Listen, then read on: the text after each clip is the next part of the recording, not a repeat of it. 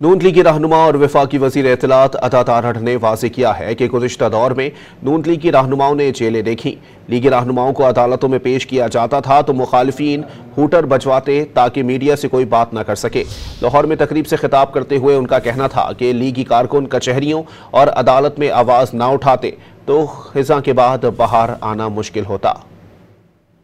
कचहरियों में, अदालतों में, हर जगह पे अगर आप आवाज़ ना उठाते तो जो ये खिज़ां के बाद बाहर आई है, इस बाहर का आना मुश्किल होता।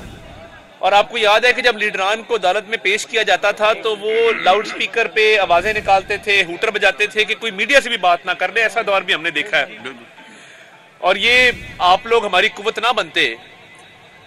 लाहौर में तकरीब से खिताब करते हुए उनका कहना था कि लीगी कारकुन कचहरियों और अदालत में आवाज़ न उठाते तो खिज़ां के बाद बाहर आना मुश्किल होता। कचहरियों में, अदालतों में, हर जगह पे अगर आप आवाज़ ना उठाते तो जो ये खिज़ां के बाद बाहर आई है, इस बाहर का आना मुश्किल होता। और आपको याद है कि जब लीडरान को अदालत में पेश किया जाता था तो वो लाउड स्पीकर पे आवाज़ें निकालते थे, हूटर बजाते थे कि कोई मीडिया से भी बात ना कर ले। ऐसा दौर भी हमने देखा है और ये आप लोग हमारी कुव्वत ना बनते।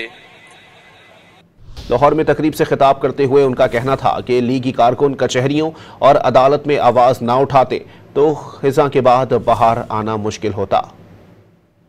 कचहरियों में, अदालतों में, हर जगह पे अगर आप आवाज़ ना उठाते तो जो ये खिज़ां के बाद बाहर आई है, इस बाहर का आना मुश्किल होता।